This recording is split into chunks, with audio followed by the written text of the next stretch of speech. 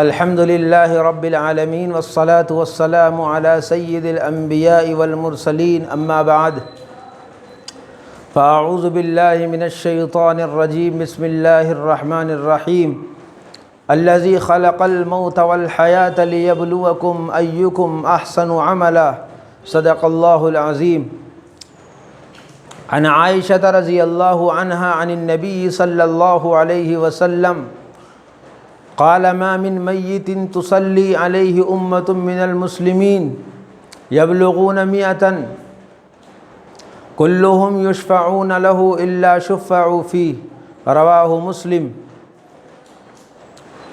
عن ابی ہریرہ رضی اللہ عنہ قال قال رسول اللہ صلی اللہ علیہ وسلم حق المسلم علی المسلم خمس رد السلام عیادۃ المریض واتباع الجنائز واجابۃ الدعوۃ وتشمیت العاطس رواہ البخاری۔ محترم حاضرین اور ناظرین اکرام، اس وقت میں ہم آپ کے سامنے حاضر ہیں جنازے کے تعلق سے کچھ مسائل اور کچھ ضروری بات لے کر۔ آپ حضرات سے درخواست ہے کہ ہمارے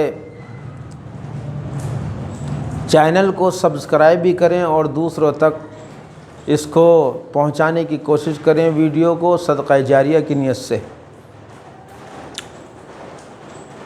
جنازے کی جو نماز ہے یہ فرض کفایہ ہے۔ فرض کفایہ وہ ہوتا ہے کہ چند لوگ مل کر بھی اگر اس کو ادا کر لیں گے تو سب پر سے ذمہ داری پوری ہو جائے گی، سب پر سے ذمہ داری اس کی پوری ہو جائے گی اور سب پر سے ذمہ داری ہٹ جائے گی، سب کی طرف سے ادا ہو جائے گی۔ تو جنازہ یہ بھی اسلام کے اندر اہم چیز ہے اور یہ بھی ایک عبادت ہے۔ اللہ نے قرآن مقدس کے اندر فرمایا کہ میں نے موت کو بھی پیدا کیا اور زندگی کو بھی پیدا کیا ہے۔ زندگی کے ساتھ میں موت کو اس وجہ سے پیدا کیا تاکہ تمہارے اعمال کو جانچوں، پرکھوں، دیکھوں، آزماؤں۔ اس لیے اللہ نے زندگی کے ساتھ میں موت کو بھی رکھا ہے، اور انسان سب کچھ اس دنیا کے اندر ایک دوسرے کے ساتھ میں کرتا ہے، لیکن آخری وقت جو ہوتا ہے اس میں جو نماز ادا کی جاتی ہے اور جنازے کے پیچھے چلا جاتا ہے، قبر کے اندر رکھا جاتا ہے، یہ آخری انسان کی رسومات ہوتی ہیں۔ اگر انہیں صحیح طریقے سے ادا کر دیا جائے گا اور انہیں صحیح طریقے سے انجام دیا جائے گا تو پھر کرنے والوں کے لیے بھی ثواب اور جس کے لیے کیا جا رہا ہے اس کے لیے بھی کار خیر کا ذریعہ ہو سکتا ہے۔ اس لیے جناب محمد الرسول اللہ صلی اللہ علیہ وسلم نے حدیث کے اندر یوں ارشاد فرمایا کہ جس شخص کا اوپر یعنی جس میت پر 100 لوگوں کی جماعت نماز پڑھ لے اور وہ سب اس کے لیے سفارش کریں تو اللہ تعالیٰ ان کی سفارش کو اس کے حق میں قبول فرما لیتے ہیں۔ دوسری حدیث کے اندر حضور نے ارشاد فرمایا، حضرت ابو ہریرہ رضی اللہ تعالیٰ عنہ روایت کرتے ہیں کہ رسول اللہ صلی اللہ علیہ وسلم نے ارشاد فرمایا کہ مسلمان کے اوپر 5 حق ہوتے ہیں، جس میں سے ایک حق یہ ہے کہ اس کے مرنے کے بعد میں اس کے جنازے کی اتباع کرے، یعنی جنازے کے پیچھے چلے، اس کے جنازے کا جو کچھ جنازے کی نماز پڑھے، جنازے کے پیچھے چلے، اور جو آخری وقت میں جو چیزیں ہوتی ہیں میت کے ساتھ میں ان سب کی صحیح طریقے سے ادائیگی کرے۔ تو یہ بھی مسلمان کے حق میں سے ایک حق ہے۔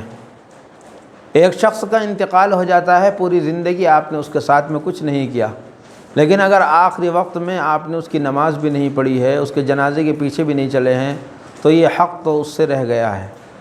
لیکن اگر آخری وقت میں انسان اتنا بھی کر لے کہ اس شخص کے جنازے کی نماز پڑھ لے یا اس کے کفن دفن میں شریک ہو جائے، اس کے جنازے کے پیچھے چلے، تو کم سے کم ایک حق ادا ہو جاتا ہے کہاں پوری زندگی 50 سال 60 سال کبھی کسی سے واسطہ بھی نہیں پڑتا ہے۔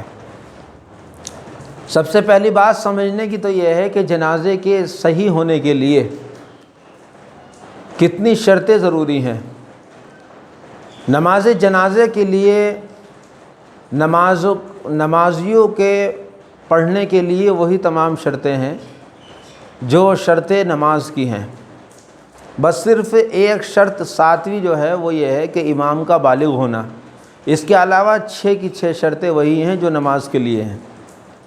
اسی طریقے سے جنازے کی نماز میں جو دعائیں پڑھی جاتی ہیں اور جو درود شریف پڑھا جاتا ہے، جو ثنا پڑھی جاتی ہے، اگر وہ کسی کی یاد نہیں ہے تو پھر وہ وہی پڑھ لے جو عام طور سے نماز کے اندر ثنا پڑھی جاتی ہے، درود شریف پڑھا جاتا ہے۔ اگر دعا بھی یاد نہ ہو تو پھر وہ صرف اتنا ہی پڑھ لے، اللہم اغفر للمؤمنین والمؤمنات۔ اب جنازے کے تعلق سے کچھ مسائل ہیں جن کا ہم سب کو سمجھنا اور یاد کرنا اور یاد رکھنا اور دوسروں تک پہنچانا ضروری ہے۔ اس میں اور ایک چیز یہ ہے کہ جنازے کی نماز میں کتنے فرض ہیں۔ جنازے کی نماز میں 2 فرض ہوتے ہیں، ایک قیام کرنا اور دوسرے 4 تکبیر کا کہنا۔ جنازے کے تعلق سے کچھ مسائل ہیں جو آپ حضرات کے سامنے رکھنے ہیں، جس میں سے پہلا مسئلہ یہ ہے کہ جنازے کی نماز اگر کسی کی یاد نہ ہو تو وہ کیا کرے۔ پہلے تو یاد کرنے کی کوشش کرے، لیکن اگر یاد نہیں ہے اور فی الوقت جنازے کی نماز پڑھنی پڑتی ہے تو اللہم اغفر للمؤمنین والمؤمنات پڑھ لے۔ اگر یہ بھی یاد نہ ہو اور یہ بھی نہ پڑھ سکے تو صرف تکبیرات کہہ لے، علماء نے یہ لکھا ہے، یہی کافی ہو جائے گا، لیکن اس کو یاد ضرور کرے۔ اور جو اس کی جنازے کی نماز ہے اس کے اندر جو دعائیں پڑھی جاتی ہیں وہ سبحانک اللہم و بحمدک و تبارک اسمک و تعالی جدک و جل ثناؤک ولا الہ غیرک، اور درود شریف پڑھا جاتا ہے اللہم صلی علی محمد وعلی آل محمد کما صلیت وسلمت وبارکت ورحمت وترحمت علی ابراہیم وعلی آل ابراہیم انک حمید مجید۔ اور اگر بالغ میت ہوتی ہے تو پڑھا جاتا ہے اللہم اغفر لحینا ومیتنا وشاہدنا وغائبنا وصغیرنا وکبیرنا وذکرنا وانسانا اللہم من احییتہ منا فاحیہ علی الاسلام ومن توفیتہ منا فتوفہ علی الایمان۔ اگر کسی کی یہ دعا یاد نہیں ہے تو یاد کرنے کی کوشش کرے، اور فی الوقت اگر جنازے کی نماز پڑھنی پڑ جاتی ہے تو یہ دعا پڑھ لے اللہم اغفر للمؤمنین والمؤمنات۔ اور اگر یہ بھی یاد نہ ہو، یہ بھی یاد نہ آئے تو صرف تکبیرات کہہ لے، کیونکہ جنازے کی نماز میں 2 فرض ہیں، ایک 4 تکبیر کا کہنا اور دوسرے قیام کرنا۔ اسی طریقے سے دوسرا مسئلہ یہ ہے کہ اگر کسی شخص کی تکبیر چھٹ جائے تو وہ کیا کرے گا۔ ایک شخص آتا ہے اور جنازے کی نماز جو ہے وہ شروع ہو جاتی ہے، اب وہ بھاگتا ہوا آتا ہے لیکن دیکھتا ہے کہ پتہ نہیں امام صاحب کی کون سی تکبیر ہے، تو وہ امام صاحب کی تکبیر کا انتظار کرے۔ جب امام صاحب تکبیر کہہ لیں تو اس کے بعد میں اگر ساری تکبیر بھی ہو جاتی ہیں یا 1-2 تکبیرات چھٹ جاتی ہیں تو بعد میں اپنی تکبیر کہہ لے، اس کی نماز ہو جائے گی، کچھ پڑھنے کی ضرورت نہیں ہے، صرف تکبیرات کہہ لے۔ اسی طریقے سے تیسرا مسئلہ یہ ہے کہ موت کے بعد میں، مرنے کے بعد میں مہر معاف کرایا جاتا ہے اور دودھ معاف کرایا جاتا ہے، اس کی شریعت میں کیا اصل ہے۔ بہت سی عورتیں اگر ان کے شوہر کا ان سے پہلے انتقال ہو جاتا ہے تو وہ پاس میں کھڑی ہو کر یہ کہتی ہیں، اور عورتیں ان سے یہ کہلاتی ہیں کہ مہر معاف کر دو۔ مہر کا مسئلہ ایسا ہے، یہ زندگی کا مسئلہ ہے، موت کے بعد میں کوئی مطلب نہیں ہے۔ اگر کسی نے زندگی کے اندر اپنی بیوی کو مہر دے دیا ہے تو ٹھیک ہے، ورنہ یہ حق ہے اور اس کے اوپر حق رہے گا۔ اگر زندگی کے اندر اس نے معاف کر دیا یا اس نے دے دیے تو وہ ادا ہو جائے گا، ورنہ مرنے کے بعد میں کوئی تلافی نہیں ہوتی ہے۔ یہ رسم ہے جو عورتیں کہتی ہیں کہ مرنے کے بعد میں تم مہر معاف کر دو۔ اسی طریقے سے کہا جاتا ہے کہ دودھ معاف کر دو، اس کی بھی شریعت کے اندر کوئی اصل نہیں ہے۔ اسی طریقے سے ایک مسئلہ یہ ہے کہ جوتے چپل کا کیا حکم ہے جنازے کی نماز کے اندر۔ اگر جنازے کی نماز ہو رہی ہے اور جنازے کی نماز ہوتے ہوئے اگر سڑک بھی پاک ہے یا وہ جگہ پاک ہے جہاں پر جنازے کی نماز ہو رہی ہے تو جوتے پہن کر بھی نماز پڑھ سکتے ہیں، الا یہ کہ جوتا جو ہے جو پہن رکھا ہے یا چپل وہ پاک ہو۔ لیکن اگر وہ جوتے چپل اتار کر نماز پڑھتا ہے، زمین کا وہ حصہ پاک ہے، تو بھی کوئی حرج نہیں ہے۔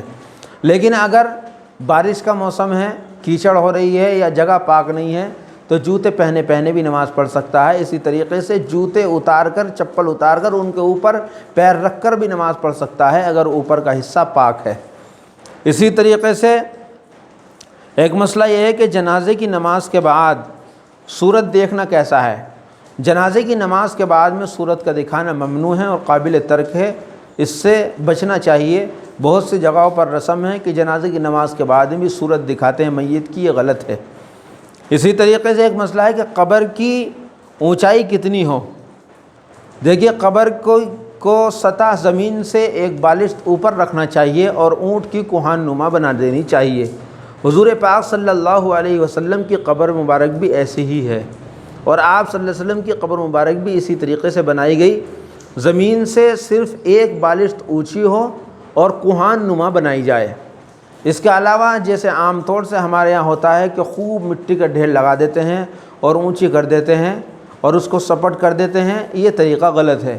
بلکہ سنت طریقہ یہ ہے اور صحیح طریقہ یہ ہے کہ ایک بالشت اونچی ہو اور زمین سے اتنی اس کے اوپر مٹی ڈالی جائے اور کوہان نما بنائی جائے، یہی صحیح طریقہ ہے۔ اس کے علاوہ جو زیادہ مٹی اس کے اوپر چڑھائی جاتی ہے وہ مکروہ تحریمی ہے، اس سے بچنا چاہیے۔ اللہ تعالیٰ عمل کی توفیق عطا فرمائے۔ وآخر دعوانا ان الحمد للہ رب العالمین۔ السلام علیکم ورحمۃ اللہ۔